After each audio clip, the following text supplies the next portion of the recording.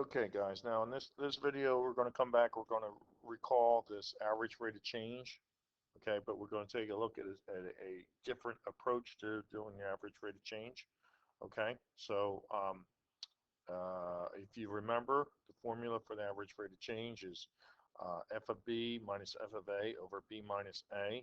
So if we were computing the average rate of change of x squared, that would be f of b squared, f of a would be a squared, and then we did the difference, we factored it, and we canceled the denominator with the numerator, ending up with b plus a. Okay. Then we could take the average rate of change on any given interval, 2 to 4. If we wanted a very small interval, okay, 2 to 2.01, then we went right back uh, into the average rate of change here.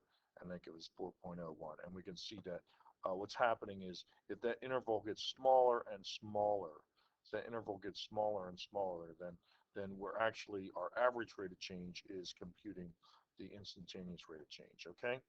Uh, Now we want to, and here was just another one of those average rate of change computations here with this expression, and that was on the previous video. We want to go through a different method now. Okay, so I'm going to kind of start this slideshow and let it run, okay? From slideshow from the current slide, okay? So now, all right, so we previously demonstrated the average rate of change um, for a particular function. It's taken over a very, now if we take this over a very small interval, um, it serves as approximation for the instantaneous rate of change. And that's something that's going to come into play um, in calculus next year. Okay, so what we're going to do is we're going to just say, okay, here, there's 2 points. There are 2 points on my function. I'm going to compute the slope between those 2 points on my function. Now, what I'm going to do, though, is I'm going to say the 1 point here is x, and I'm going to move somewhere to the right, or it could be to the left, really doesn't matter. But I'm going to move some arbitrary distance h. So the new x coordinate would be x plus h. Now, what is the new y coordinate? Well, the new y coordinate is the function evaluated at x plus h. So my point here is x comma f of x. My point up here is x plus some value h, comma function evaluated x plus some value h. Okay, and what I want to do is now compute the average rate of change between those two. So therefore, compute the slope, or the average rate of change, between f of x and x plus h, comma f of x plus h, and there it is. Here is what calls for the generalized um, computation of the average rate of change, the difference in the y's over the differences in the x's. What we note here is, of course, in the denominator, we lose the x and we just are left with the h. Okay, so this particular average rate of change computation is called the difference quotient. The difference quotient, kind of for obvious reasons, is a difference in the numerator, and then it's an overall quotient. So it's called the difference quotient. Now let's take a look at a particular example. We've been working with this one back and forth. Okay, so now we're back. Let's look um, at the difference quotient. Now, if you remember, please, the previous slide, the difference quotient, the end result is this computation. F of x plus h minus f of x all over h. Okay? So now we're going to take that difference quotient for this particular function. So we write down the general form.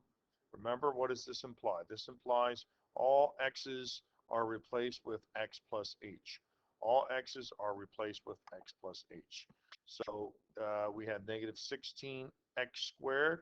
Now we have negative 16, the quantity x plus h squared, plus 128 times x, which is now 128 times x plus h, okay? Minus the original function, minus the original function. So from here, you just got to take your time. Be careful, it's all algebra, okay? Compute x plus h quantity squared, x squared plus 2xh plus h squared. I distribute the 128, 128x plus 128 h, now I subtract the original function, minus and minus turns positive, minus a 128 just becomes minus 128x, okay? Next, I'll distribute this negative 16, okay? And next, we have to condense this numerator and see what we can use, what we can condense, okay? Um, so we have the terms that will cancel out, 128x and negative 128x, okay? The negative 16x squared and the positive 16x squared went out, okay? And all we're left with are terms that contain h. If it doesn't have an h, get it the h out of there. That's what I always say. If it doesn't have an h, get it the h out of there. This term did not have an h. We got it the h out of there. Okay?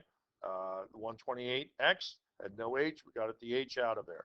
Now we can just factor out an h in the numerator. We can cancel that, and we're left with this as our difference quotient. Negative 32x minus 16h plus 128.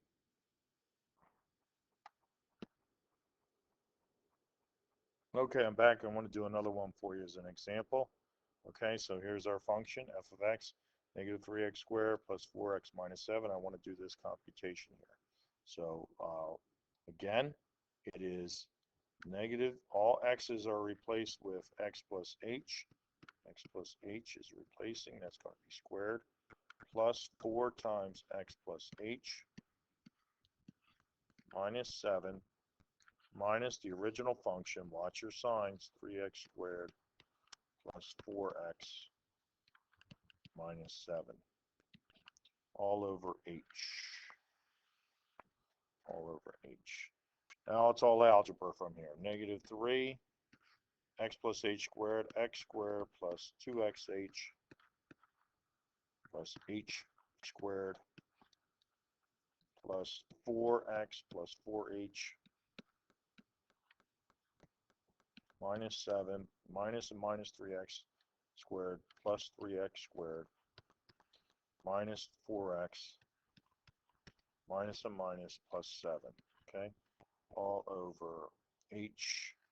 Okay, I'm going to cheat a little bit. I'm going to distribute this so I don't have to worry about writing that all over again. So that's 3x squared. That's going to be 3x squared, right? When I distribute that, negative 3, negative 3x squared minus 6xh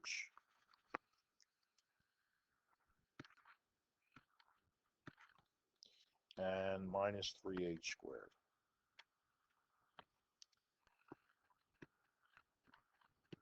Okay, I kind of did some all in one. All over h.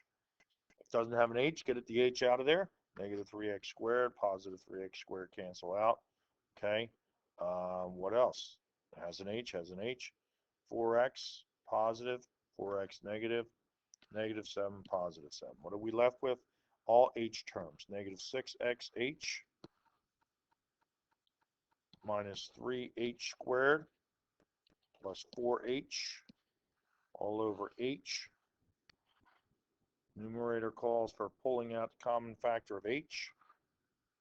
H comes out as common, negative 6x minus 3h plus 4 all over h. H cancels out. My difference quotient, negative 6x minus 3h plus 4. And that's what we have. And that's what you'll have practice with tomorrow. Finding the difference quotient. The difference quotient is performing this sequence of computations on whatever function is given. F of x plus h minus f of x all over h. Okay, and that is your difference quotient.